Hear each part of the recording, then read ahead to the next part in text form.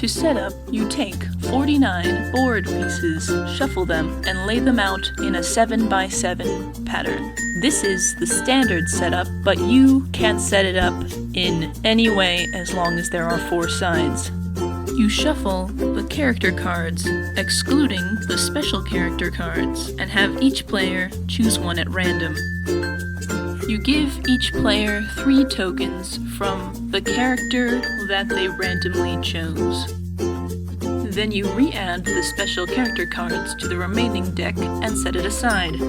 You shuffle the action cards and give each player 12. Then you set the action cards aside. You place 25 character pieces on the board in a checker pattern.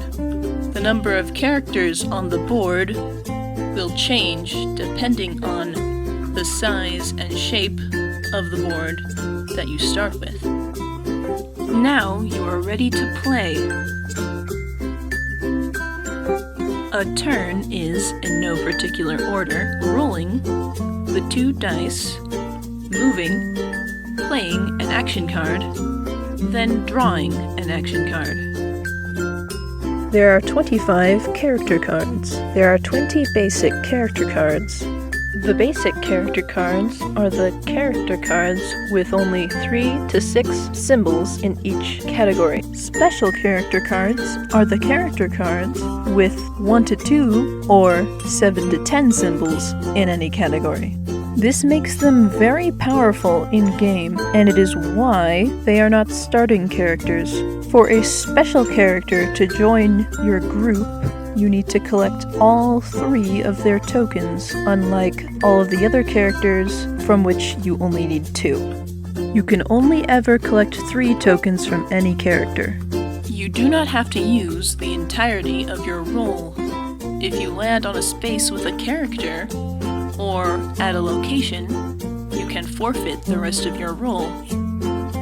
You'll go up to specific characters so you can perform specific actions that that character likes and that your character is good at. Do this successfully and you earn 1 of their tokens. Earn 2 of their tokens and they join your group. This means you are able to move them around as well and have them play cards, using what they're good at. There are a lot of action cards. Action cards are the playing cards that will be picked up and discarded periodically throughout the game. Basic action cards are double-sided, but only one side is used when played. Many special action cards will have a description on the card describing what it does. There are also party action cards that, when played while at the location stated on the card, will allow the player to throw a party. To win a standard game, you need to collect 13 tokens. You can make a character upset by doing something they don't like while on the same board piece as them. You can only gain blue tokens by approaching a character and using a card on them specifically, on the same space as them. You can lose tokens by simply doing something a character doesn't like while on the same board piece as them. If you upset a character that you don't have any tokens from already, you gain a red token, a negative token. Red tokens are simply blue tokens flipped over.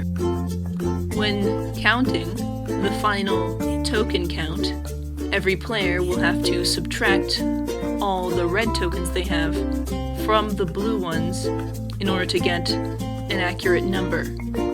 For example, if a player has 7 blue tokens and 3 red tokens, they only have 4 tokens in total. There are 49 total board pieces. Basic board pieces always have 5 spaces on them. Location board pieces are only considered to be 1 space. Some board pieces have bridges on them. This just means you can only move straight across when walking on them, making the board more of a maze. There are 8 special location board pieces. Landing on a purple space will allow you to pick up 2 extra action cards on that turn. Throwing a party will bring up to 4 more characters to a location that you play a party card at. This creates a risk-reward scenario in which you can gather 4 tokens very fast, or lose tokens if you're not careful.